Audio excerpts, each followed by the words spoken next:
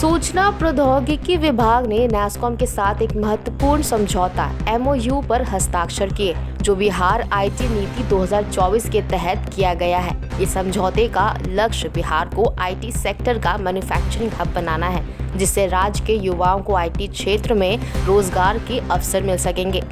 NASSCOM, जो भारत में IT क्षेत्र की एक प्रमुख व्यावसायिक संगठन है, इस समझौते के माध्यम से बिहार में IT सेक्टर के विकास में सहयोग करेगा। इस संगठन में 3000 से अधिक IT कंपनियां शामिल हैं, जो बिहार को भारत में IT निवेश और रोजगार सृजन के पसंदीदा केंद्र के रूप में विकसित करने का प्रयास करेंगी। बिहार सरकार के मंत्री संतोष कुमार सुमन ने बताया कि IT कंपनियों को 5 वर्षों तक विभिन्न प्रकार के सहयोग प्रदान किया जाएगा।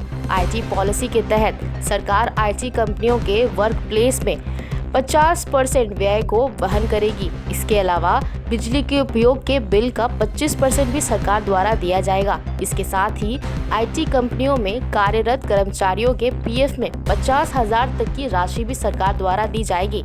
ये समझौता बिहार के युवाओं के लिए IT क्षेत्र में नए अवसरों के द्वार खोलेगा और राज्य की आर्थिक स्थिति को मजबूत करने में मदद करेगा। कि हमारे के यहाँ जो पॉलिसी है, हमारे के यहाँ हम जो काम कर रहे हैं स्टेट में IT के सेक्टर में, उसको एक प्रसारित करेंगे, प्रचारित करेंगे दूसरे जगह पर जहाँ पर IT हब हो चुका है, बड़े बड़े शहरों में, चाहे देश में हो चाहे विदेश में हो। और वहाँ से जो इन्वेस्टर हैं, जो IT सेक्टर में जो काम कर रहे हैं, बिहार में आएंगे, क्योंकि बिहार एक प्रोडक्टिव स्टेट है।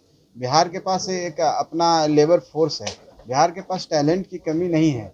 तो लोग, बिहार के लोग बाहर जाते हैं और बिहार में लोग यहाँ पर आने से बाहर की इंडस्ट्री को फ़ायदा होगा। और गवर्नमेंट के स्तर से, हम लोग के स्तर से, माननीय मुख्यमंत्री जी के स्तर से IT पॉलिसी में बहुत सारे बदलाव किए गए हैं। और ऐसा आया है IT पॉलिसी कि उनको हम सुविधाएं देंगे, चाहे वो सब्सिडी के माध्यम से हो, उनके लीज रेंटेड की बात हो, चाहे बिजली में उनको अति देने की बात हो।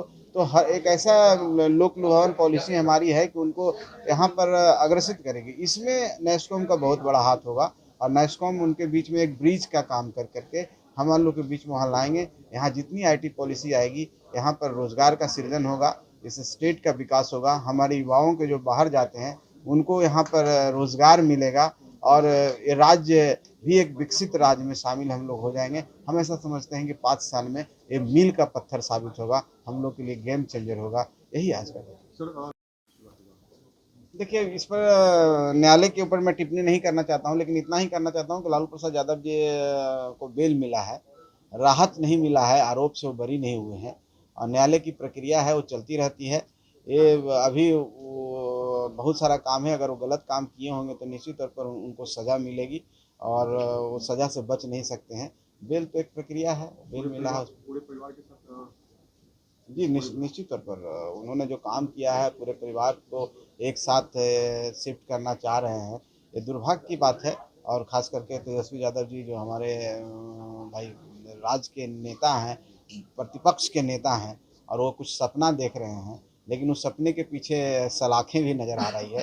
तो हम समझते हैं कि कहीं न कहीं ये जो उनका जो मिशन है, CM का मिशन है, ये धूमिल पड़ता दिख रहा है। ठीक है, चलें।